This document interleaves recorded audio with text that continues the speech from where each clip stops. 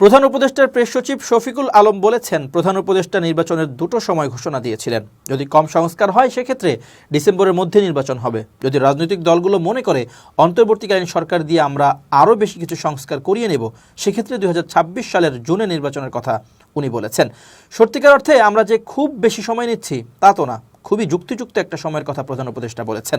রোববার সকালে কৃষি সাংবাদিকতা বিষয়ক প্রশিক্ষণ উদ্বোধন শেষে এসব কথা বলেন তিনি। শফিকুল আলম বলেন, আপনাদের মনে রাখতে হবে এই সরকারে যারা আছেন তাদের কারো এই পাওয়ারের উপর লোভ নেই। স্ব জায়গায় তারা ব্যুৎপত্তি অর্জন করেছিলেন, সেখানে কাজ করে তারা আনন্দ পান, তারা সেখানে ফিরে যাবেন। তিনি বলেন, আমাদের নৈতিক দায়িত্ব বাংলাদেশের ইতিহাসে সবচেয়ে ভালো নির্বাচন উপহার দেয়া। প্রধান উপদেষ্টা সেটা বলেছেনও, সেই আলোকে আমরা কাজ করছি।